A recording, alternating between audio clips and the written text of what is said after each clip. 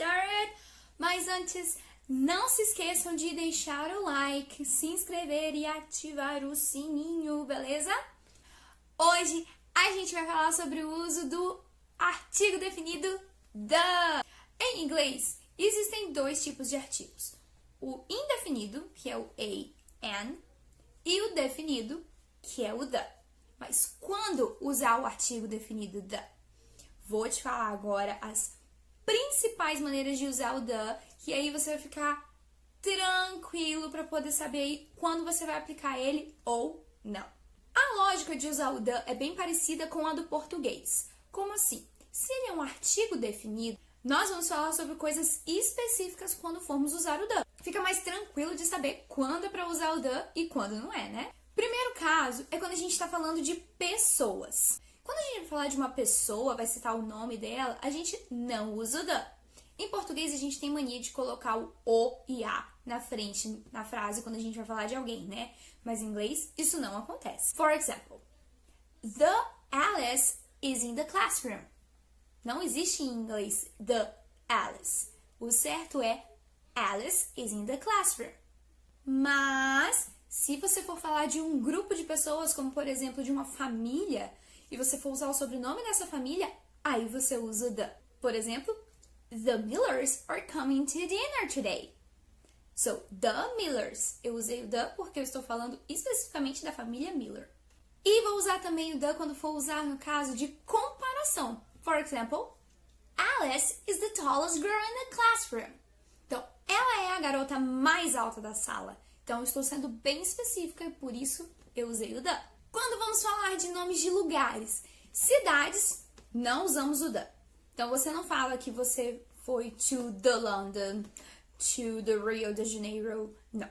You've been to London, you've been to Rio, ok? No the. País, mesma coisa. Você não fala that you have been to the Brazil. Não é do Brazil. You have been to Brazil. Porém, se no nome do país tiverem substantivos states, kingdom or republic, então você vai usar o the. For example, my uncle lives in the United States. The United States.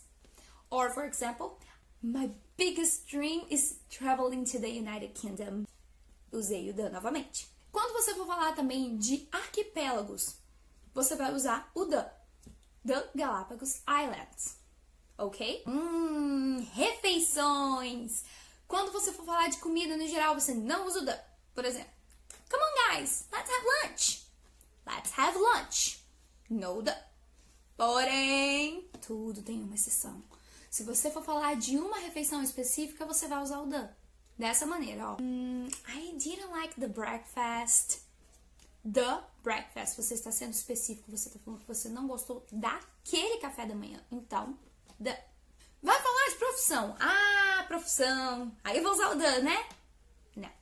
Não vai usar o the. Quando você vai falar de profissão, no geral, você vai usar o artigo indefinido. A or an. E quando que eu vou usar o a or an? Parênteses aqui. A antes de palavras que tenham sons de consoante. Por exemplo, a teacher, a computer, a uniform. Por que uniform? Porque o U tem som de Y, então é a uniform. E o an antes de palavras que tenham sons de vogal. An hour. Hour começa com H, mas tem o som só do O. Então, an hour, an apple. Ok? Então, quando você for falar da profissão, você vai falar com a or an. I want to be a teacher.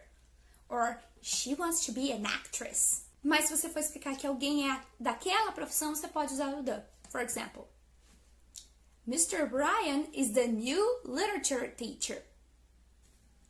Lá tá o the. Rios, mares e oceanos. Lindo, maravilhoso. Vai usar o the. The Pacific Ocean, the Amazon River, ok? The. E por fim, com objetos únicos. Como assim únicos? The Internet. Só existe uma internet, então é the Internet. The sun, the moon, the sky, the planet Earth. Você vai usar o the nesses casos.